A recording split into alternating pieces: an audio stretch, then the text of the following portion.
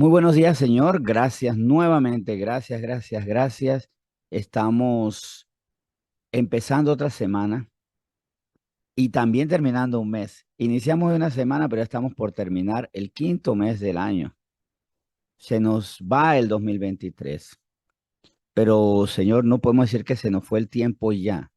No, pasó el tiempo repleto de bendiciones, de enseñanzas, de crecimiento. Y yo confío, señor, y creo que eso también lo sienten, no lo sienten, lo creen. De eso están convencidos también nuestros hermanos de la iglesia, que después de este año podemos decir, vamos a recibir el otro, aunque faltan ya unos meses, pero desde ya proyectarnos a que no seremos los mismos que lo recibimos el año pasado.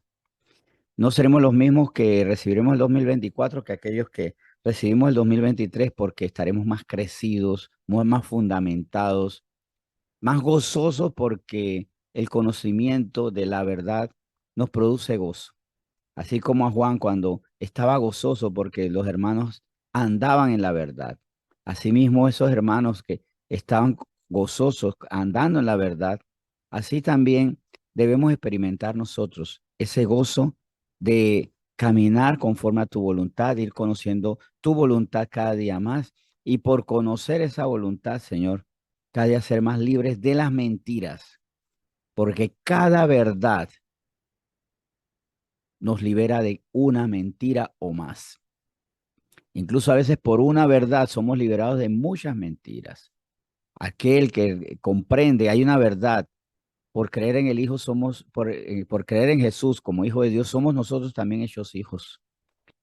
Y eso puede romper con varias mentiras. Una que nadie nos ama, sí, porque de tal manera amaste al mundo que diste a tu Hijo unigénito, para que no nos perdamos, para que tengamos vida eterna. También puede quitar de plano esa sensación de orfandad que hay en nosotros, porque somos hijos. Esa soledad porque recibimos el Espíritu Santo y ya nunca más estaremos solos. Es mentira que vivimos solos, no. Al recibir al Espíritu Santo, tal vez en un tiempo estuvimos solos, ahora no, ahora te tenemos a ti. Es mentira que estamos solos. ¿Cuántas mentiras quitadas por la verdad? Y por tanto, ¿cuántas verdades necesitamos nosotros para ser cada día más libres de las mentiras? Cuando comprendemos que tú eres el buen pastor y nada nos faltará, también hay muchas mentiras, esa, la del abandono. La otra, de que tengo que vérmelas por mí mismo y hacer hasta lo que no es justo para sobrevivir. Muchas otras mentiras más. Otra, que tú eres un Dios distante. Esa mentira que tú eres un Dios distante, no, eso es mentira porque la verdad es que tú eres un Dios tan cercano a nosotros que vela por nuestro pan de cada día. Y haces milagros para nosotros. Instantáneamente surge la necesidad, pero en el momento oportuno, Señor. Sacas de las piedras, debajo de las piedras, las respuestas. Y por eso cada mentira debe ser, o cada grupo de mentiras, cada cúmulo de mentiras, tiene que ser derribadas por mentir, por verdad, por verdad. Cada verdad tuya. Señor, que hoy la verdad que se diga en esto, en todos sus aspectos, derrumbe mentiras. Te lo pido, Señor. Y es más, muéstranos por medio de la palabra de hoy cuántas veces hemos actuado conforme a mentiras y por eso nos hemos equivocado. Señor, como no queremos errar, te pedimos por favor que nos guíes con tu espíritu para pedir apropiadamente.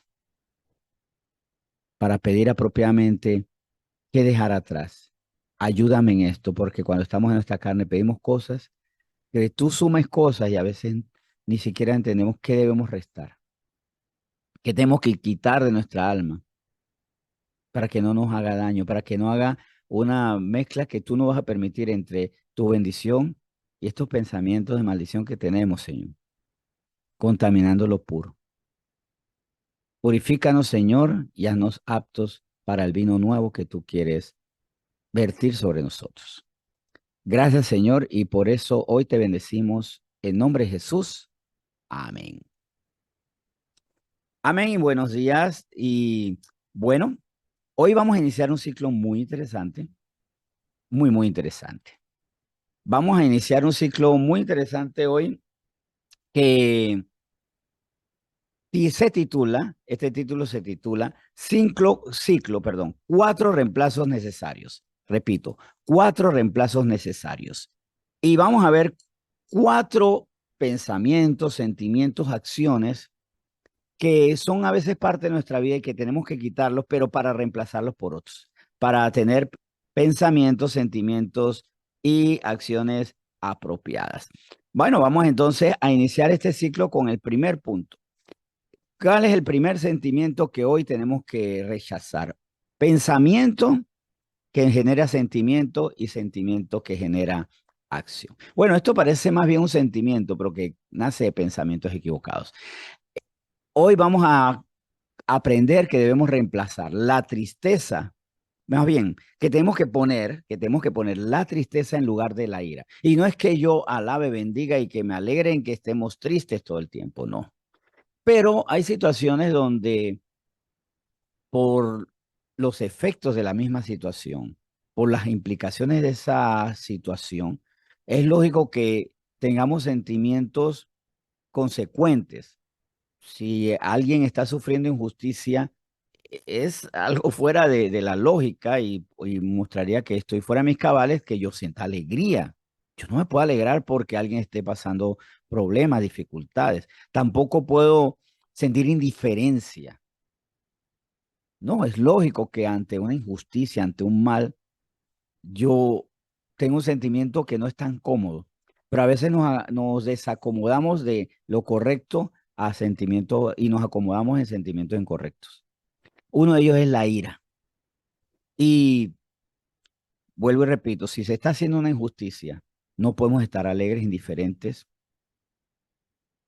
pero tampoco podemos caer en una ira destructora. Es mejor en ese sentido compadecernos, entristecernos. Vamos a buscar Proverbios 14:29. Y aquí yo decía que vamos a cambiar, mientras buscan Proverbios 14:29, cambiar pensamientos, sentimientos y acciones. Bueno, la tristeza es un sentimiento, pero que parte de pensamientos mal colocados, pensamientos descolocados. Pienso que es injusto lo que está pasando con un anciano, por ejemplo, que están golpeando en la calle. Es injusto esto. O a estos estudiantes que se le niega, por ejemplo, las condiciones de salud, perdón, las condiciones educativas, porque las instituciones no están actuando. Pero eso me debe producir una ira destructiva o una tristeza, una compasión sobre esos estudiantes para ver qué hago mientras que luchamos por lo que es el establecer instancias apropiadas. En Proverbios 14:29, inmediatamente vamos a ver que hay un asunto con la ira. La ira nos enceguece.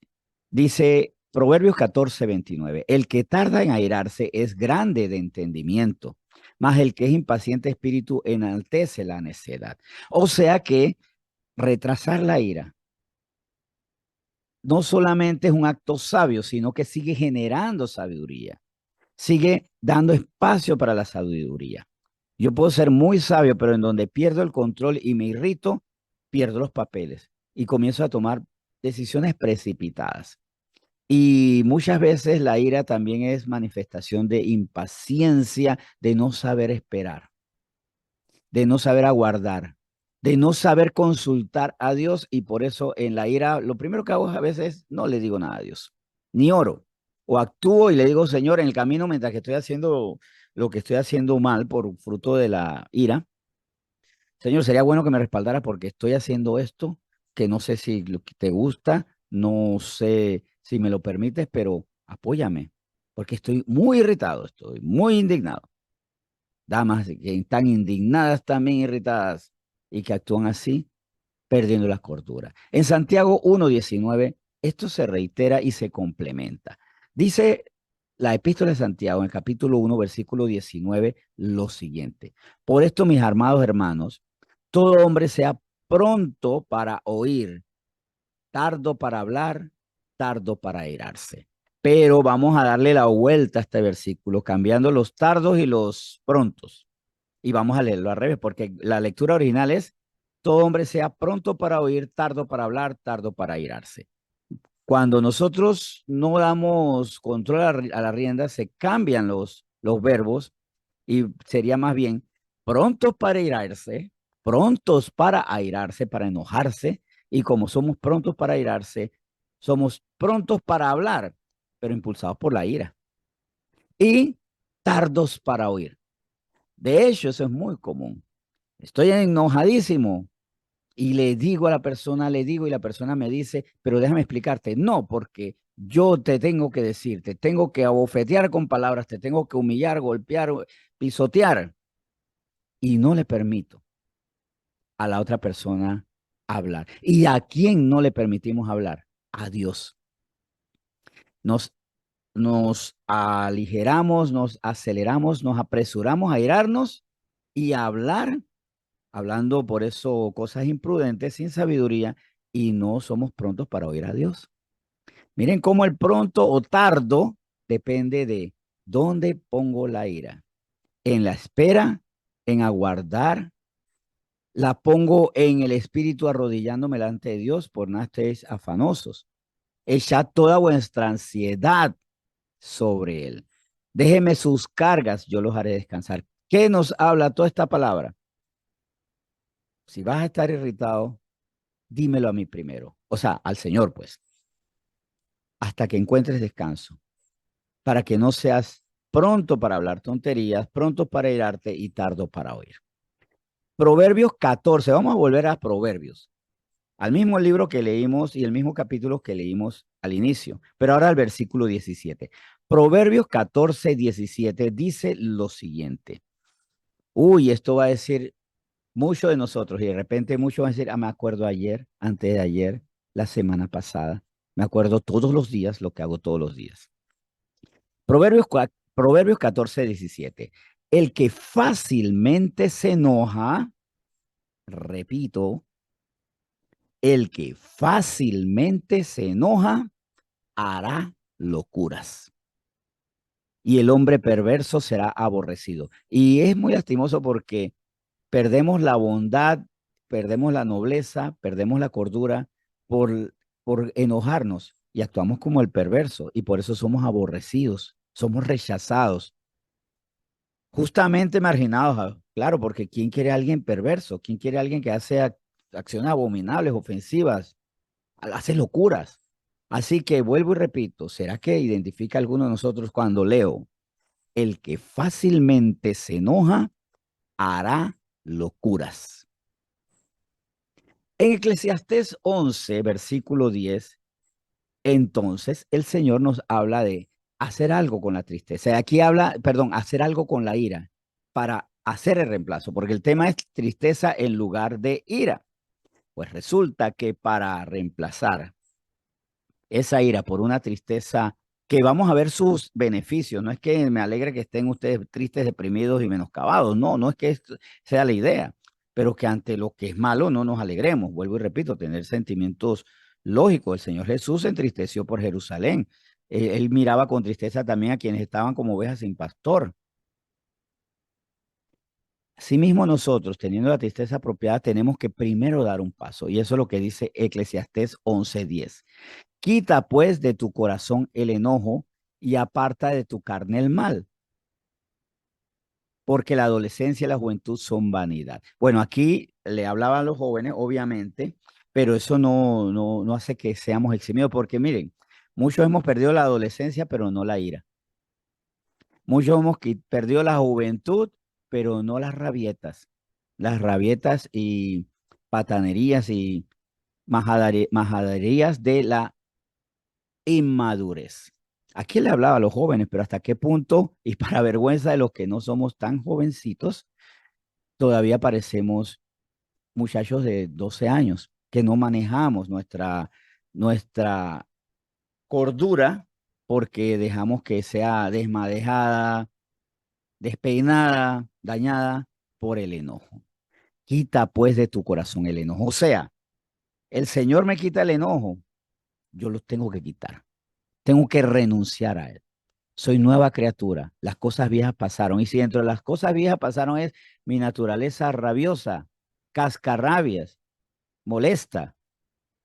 Compañeros, es la hora de decir, quito esa ira. Y eso es motivo de clamor. Sí, clamemos, Señor, pidiendo perdón. Y no diciendo, Señor, ¿cuándo me vas a quitar esta ira? Sino, ayúdame porque estoy renunciando a ella. Recuérdame por medio del Espíritu, amor, gozo, paz, paciencia, benignidad, bondad, fe, mansedumbre, templanza, esas manifestaciones del Espíritu, que soy nueva criatura y que no puedo estar haciendo las cosas que hago, perdiendo la cordura por el enojo. Ahora, ¿qué pasa cuando decimos, bueno, quita la ira y reemplázala por tristeza? Santiago 4, versículo 6. Es que hay beneficio en estar triste, en sentir tristeza. Pues vamos a ver qué nos dice la palabra. Santiago capítulo 4, versículo 6. Pero Él da mayor gracia, por esto dice, Dios resiste a los soberbios y da gracia a los humildes. Ya sabemos que los soberbios son los que se enojan y dejan que el dios ira, el dios rabietas, el dios pataletas, y nombres más feos, pero son nuestros dioses minúsculas que nos gobiernan, sean los que nos vuelvan soberbios. La soberbia, la soberbia pone resistencia, pone oposición a Dios.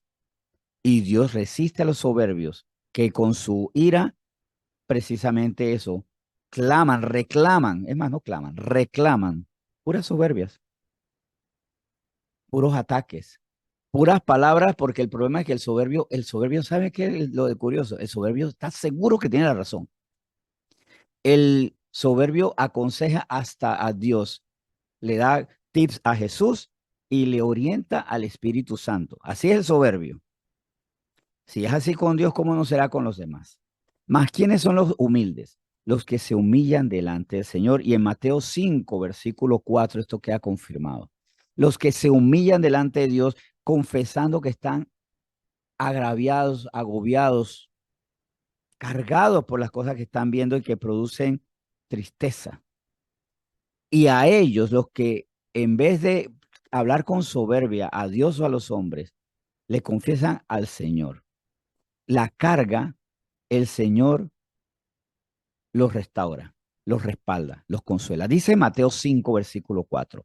Bienaventurados los que agarran rabietas porque ellos serán felicitados. No, no sé qué, si eso dice en su Biblia, cámbiela. Bienaventurados los que lloran porque ellos recibirán consolación. Ellos, no los furibundos, no los enloquecidos, no los que son dominados por la ira. Bienaventurados, benditos, o sea, bendecidos los que lloran, porque en su tristeza recibirán consolación. Vemos que mientras que Dios resiste a los soberbios, a los que lloran, a los que han tomado esa situación agobiante, injusta, para llorar, Dios los toma a ellos y los que le lloran a Dios y serán consolados. Esa es la otra. No solo estar tristes, sino estar tristes delante de Dios para que Él nos consuele. Recuerden que el Espíritu Santo que vino a nosotros por el medio del sacrificio de Jesús es el consolador. Y no podemos tener al Espíritu Santo de adorno porque nunca le pedimos consolación. Esa es la otra. Muchas veces estamos tristes y le pedimos consolación al vino, a la televisión, le pedimos consolación a la música, le pedimos consolación a muchas cosas y no le pedimos consolación al Espíritu Santo, el Consolador, a la tercera persona de la Trinidad, que es Dios. Pero aquí ya vemos que, vuelvo y repito, mientras que Dios resiste a los soberbios,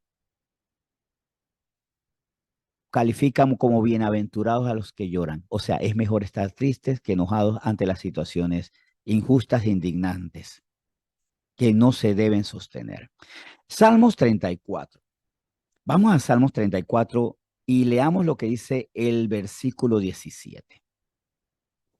Dice así: claman los justos y Jehová oye y los libra de todas sus angustias. Estos justos que actúan con justicia, no con ira, no con soberbia, son oídos por nuestro Dios. Clamemos como justos y no reclamemos como soberbios. Claman los justos y Jehová oye y los libra de todas sus angustias.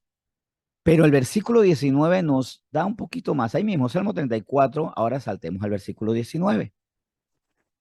Muchas son las aflicciones del justo, pero de todas ellas les librará Jehová. O sea, nosotros viviendo bajo la justicia de Dios, creyendo en su justicia, abrazando esa justicia, no debemos más que entender que sí somos llevados a aflicciones, no a iras, rabietas, pataletas, a aflicciones, a tristezas.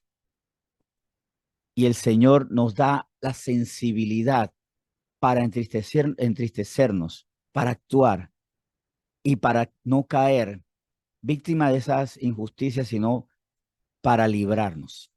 Aquí también algo muy importante, de hecho estoy orando para que Dios me haga cada vez más sensible.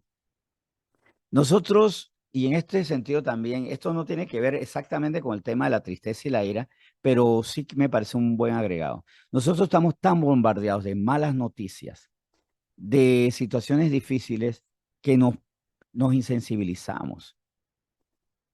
La primera vez que escuchamos y entendimos lo que era una guerra, nos horrorizamos. Pero ante tantas guerras, ante tantos problemas, ya no nos afecta.